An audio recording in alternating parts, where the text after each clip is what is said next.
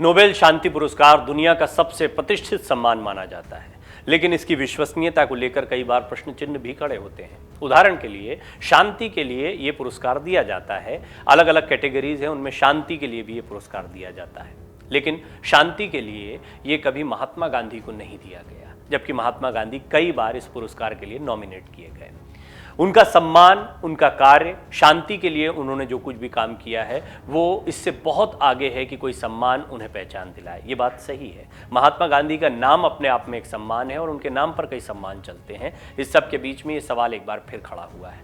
इस ऐलान के साथ में जो अभी ताज़ा नोबेल प्राइज़ है उसमें कुछ नाम सामने आए हैं, जिनके बाद सबका ध्यान एक बार फिर महात्मा गांधी की तरफ गया है।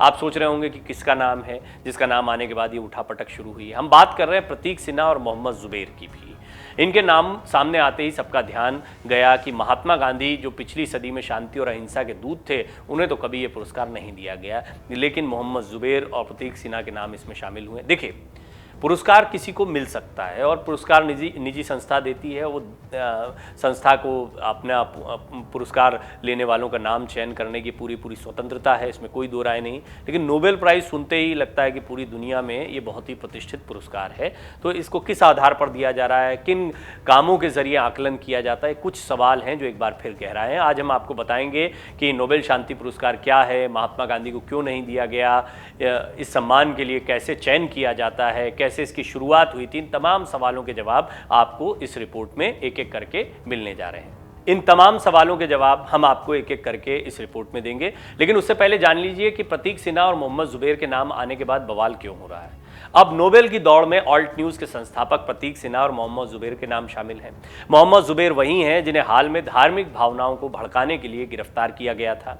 नोबेल पुरस्कार 1901 से दिया जा रहा है। इसके संस्थापक अल्फ्रेड नोबेल थे। उनके निधन के 5 साल बाद से ये सम्मान दिया जाने लगा। अब जब जुबैर का नाम इस पुरस्कार की रेस में आया तो नोबेल शांति पुरस्कार को लेकर कई सवाल भी गहराने लगे हैं कि क्या आधार बनाया जाता है, इसका चयन क्या ठीक तरीके से किया जाता है। दरअसल नोबेल शांति पुरस्कार के विजेता का चयन नॉर्वे की नोबेल समिति के 5 सदस्यों की ओर से किया जाता है। इन सभी 5 सदस्यों की नियुक्ति नॉर्वे की संसद करती है। भारत के प्रतीक सिन्हा और मोहम्मद जुबैर के अलावा विश्व स्वास्थ्य संगठन, म्यांमार की राष्ट्रीय सरकार, बेलारूस की विपक्षी नेता स्वेतलाना भी इसमें शामिल हैं। कुछ और नाम शामिल हैं, मैं आपको अभी आगे रिपोर्ट में वो नाम बताऊंगा। साथ ही साथ इस रिपोर्ट में हम आपको ये भी बताएंगे किन किन भारतीयों को ये पुरस्कार मिला भी है।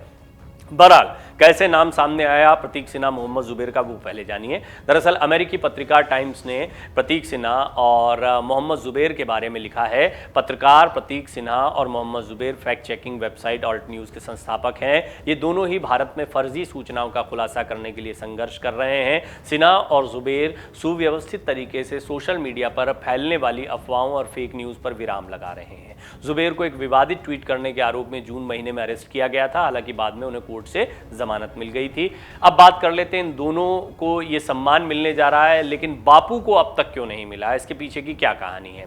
प्रतीक सिन्हा और मोहम्मद जुबैर के नाम सामने आने के बाद एक सवाल उठा और लाजमी भी है, वो ये कि पिछली सदी में शांति और अहिंसा के सबसे बड़े दूत महात्मा गांधी को भला ये पुरस्कार क्यों नहीं दिया गया। ये पुरस्कार देने वाली समिति पर बड़ा सवाल खड़ा करता है। क्या नॉर्वे की जो 5 सदस्यीय समिति इसके नामों को चुनती है उसका नजरिया संकीर्ण होता है? क्या समिति गैर यूरोपीय देशों के लोगों के संघर्ष को नजरअंदाज करती, कम से कम बड़े और प्रभावशाली चेहरों को?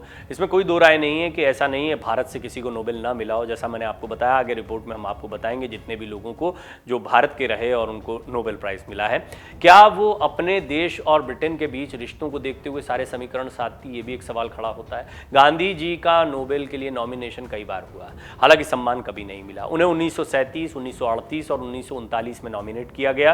पहली बार उनके नॉमिनेशन में नोबेल कमेटी के एडवाइजर प्रोफेसर जैकब वॉन मुलर ने अड़ंगा डाला था। उन्होंने अपनी रिपोर्ट में गांधी को अच्छा, सज्जन और तपस्वी करार दिया था, लेकिन साथ ही नीतियों में तेजी से बदलाव वाला भी बताया था।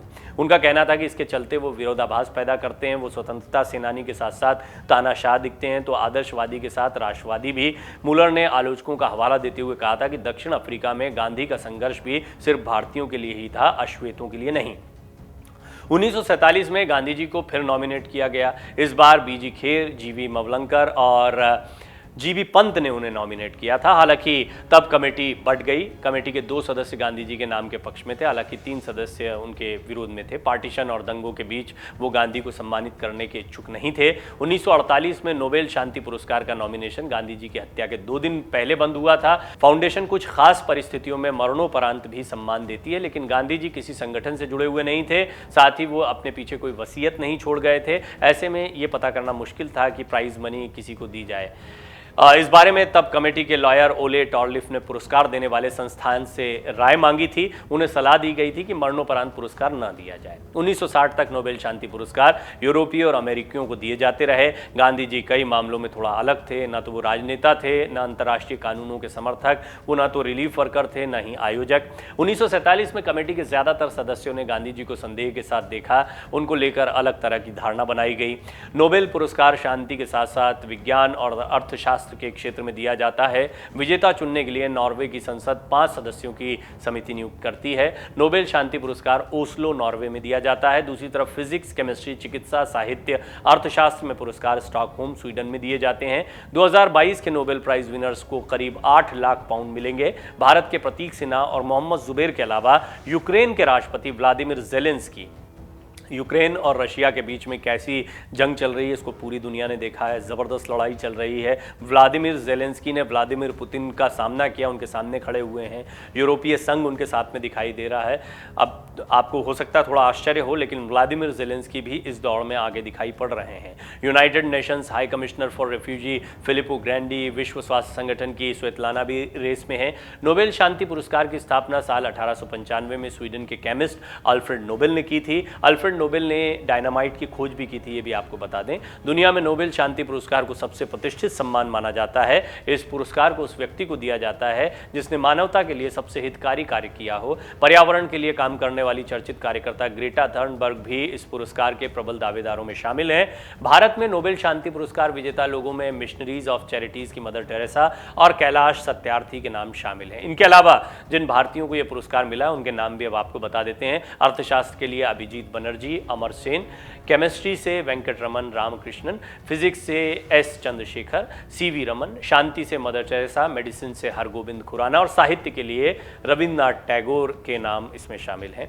बहरहाल एक बार फिर नोबेल प्राइज चर्चा में आया है और एक बार फिर ये चर्चा गरमाई है कि महात्मा गांधी को क्यों नहीं शांति का पुरस्कार। बहरहाल ये पुरस्कार की चयन समिति के ऊपर निर्भर करता है किसे पुरस्कार दें न दें। और जैसा हमने आपको पहले भी बताया कि महात्मा गांधी को कोई पुरस्कार बड़ा नहीं कर सकता, अलबत्ता महात्मा गांधी किसी पुरस्कार को बड़ा कर सकते हैं। वो इतना बड़ा नाम अब है पूरी दुनिया में जब शांति और अहिंसा की बात होती है। तो हाँ, ये बात ज़रूर है कि ऑल्ट न्यूज़ के संस्थापक मोहम्मद जुबैर और प्रतीक सिन्हा के नाम जब सामने आए तो एक नई चर्चा शुरू हो गई है कि भाई किस बात पर ये प्राइज़ दिया जा रहा है। फिर भी किसी भारतीय को अगर नोबेल प्राइज़ मिलेगा तो इससे पूरे देश में एक खुशी का भाव तो आएगा ही, और ये देखना भी दिलचस्प होगा कि यदि इन लोगों को नोबेल प्राइज़ मिलता है या इस दौड़ में ये आगे तक जाते हैं तो क्या आधार बताया जाता है कि इन लोगों ने क्या काम किया है, शांति को लेकर इनका क्या कंट्रीब्यूशन है जिसकी वजह से इस पुरस्कार से नवाजे गए। डाउनलोड करें अमर उजाला ऐप और पाएं खबरें लगातार।